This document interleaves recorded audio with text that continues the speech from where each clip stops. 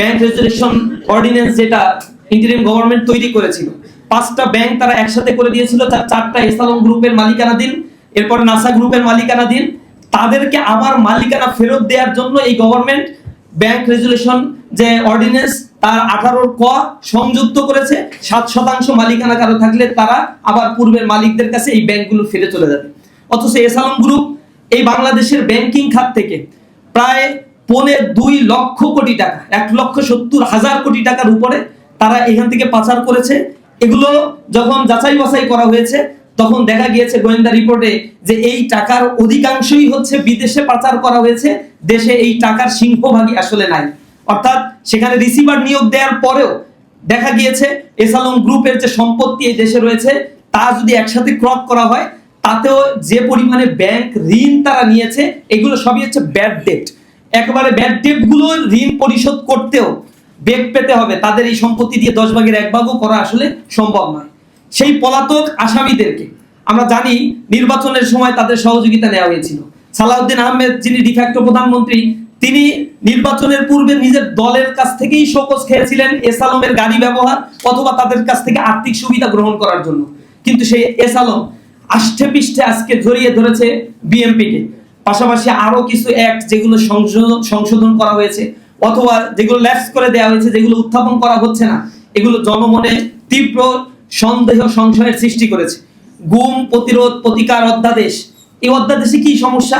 তারা নিজেরা বলে আমরা মাজলুম, আমরা আমরা জুলুমের শিকার, কিন্তু সংসদে দাঁড়িয়ে এই গুম প্রতিরোধ প্রতিকার অধ্যাদেশ তারা বাতিল করে দিচ্ছে, মানবাধিকার অধ্যাদেশ বাতিল করে দিচ্ছে এবং জাতির সামনে মিডিয়া ব্যবহার করে মিথ্যাচার করছে। তারা সেখানে 5 জন কমিশনার তারা পদত্যাগ করেছে এবং কি সমস্যাগুলো হয়েছে তা তারা পুঙ্খানুপুঙ্খভাবে বর্ণনা করেছে।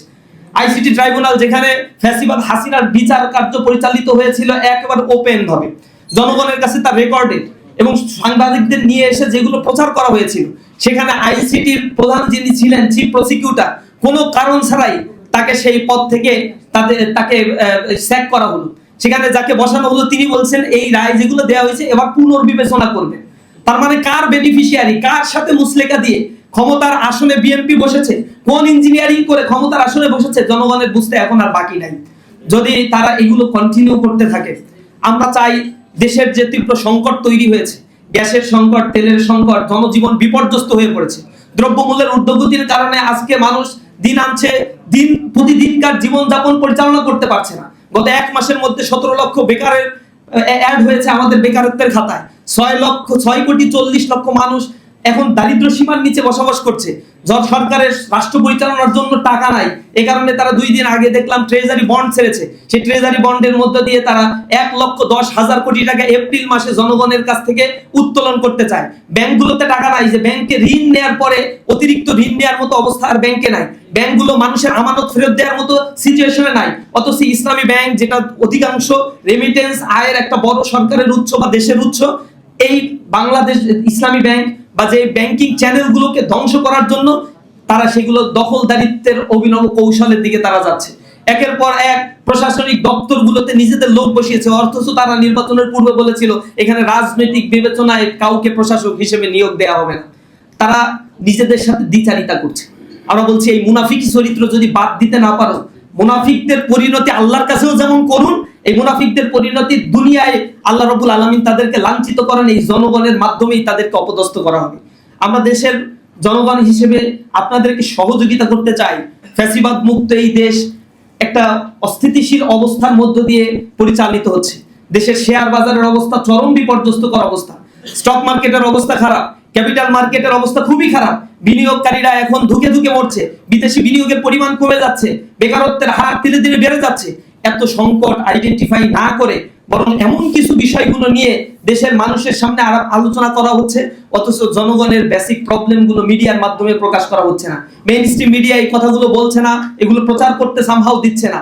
এই মিডিয়া কুয়ের মাধ্যমে তারা জনগণকে একটা অন্ধকারের মধ্যে রাখতে চায়, যে অন্ধকারের মধ্যে আওয়ামী আসলে রেখেছিল এবং তার পরিণতিটা খুব খারাপ হয়েছিল। আমরা বলছি আমরা শান্তিপূর্ণভাবে কর্মসূচি পালন করছি, প্রতিটা জায়গায় মিছিল করেছি। ইসলামী ছাত্র শিবিরের পক্ষ থেকে লাস্ট 10 দিন টানা মিছিল কর্মসূচি করেছি, অবস্থান কর্মসূচি করছি, ক্যাম্পাসে ক্যাম্পাসে মানববন্ধনের মাধ্যমে আমরা সরকারের দৃষ্টি আকর্ষণ করার চেষ্টা করছি। বাংলাদেশের একটা কপাল খারাপ জনগণের, অথবা নেচার খারাপ, যে জায়গায় রাস্তা যদি অবরোধ না করা হয়, সচিবালয় ঘেরাও যদি না করা হয়, আর থানা ঘেরাও যদি না করা হয়, তাহলে জনগণ যে কিছু বলছে, এই দেশের জনগণ মজ্জাগতভাবে এটা ধরেই নিয়েছে যে এইগুলা তারা আর মানবে না, তাদের আন্দোলনের সক্ষমতা নেই, এরকম মনে করে নিয়েছে। আমরা সরকারের কাছে বলবো, আপনারাও দীর্ঘ 17 বছর ধরে আন্দোলন করছেন, আন্দোলন কোন পর্যায়ে গেলে কিভাবে করতে হয় এগুলো আপনাদের সব জানা আছে। আপনাদের যারা বুদ্ধিশুদ্ধি দিচ্ছে, যাদের সাথে মাসওয়ারা করে দিল্লির এজেন্ডা বাস্তবায়নের জন্য আজকে বাংলাদেশের ক্ষমতায় বসে জনগণের পারসেপশনের এগেইনস্টে চলে গিয়েছেন, এখনো সময় আছে, ফেরত আসেন, জনগণের ভাষা বোঝার জন্য চেষ্টা করেন, গণরায় বাস্তবায়নের জন্য আপনাদের সহযোগিতা আমরা করতে চাই, আপনারা সেই ক্ষেত্রে অগ্রণী ভূমিকা পালন করুন। রাষ্ট্রকে ব্যবহার করে সম্পদ লুটপাটের একটি অভয়ারণ্যে পরিণত করিয়েন না, তাহলে আপনারা এই দেশের জন্য, এই জাতির জন্য অনেক বেশি নিন্দার পাত্র হয়ে দাঁড়াবেন। আমরা সরকারের কাছে সেই আহ্বান জানাচ্ছি। আজকের প্রোগ্রামের মধ্য দিয়ে আমরা বলতে চাই, আমাদের এই কর্মসূচি, কার্যসূচি, জনগণকে সচেতনতামূলক কার্যসূচি আমরা পরিচালনা করব। জনগণের যেই প্রবলেমগুলো এখন ফেস করছে, সেই কথাগুলো আমরা উত্থাপন করার জন্য চেষ্টা করব। প্রয়োজনের আলোকে স্থান, সময়, কাল, পাত্র ভেদে এই আন্দোলন তীব্র থেকে তীব্রতর হবে। আমি আশা করি সরকার তার আগেই তার বোধোদয় হবে এবং সে খুব দ্রুতই জনরায় বাস্তবায়ন করবে। 15 তারিখ থেকে, আজকে থেকে আবার সংসদ চালু হয়েছে, এই অল্প সময়ের ব্যবধানেই তারা এই বিল উত্থাপন করুক, সেই বিল পাস করুক, জনমনে স্বস্তি ফিরিয়ে নিয়ে আসুক।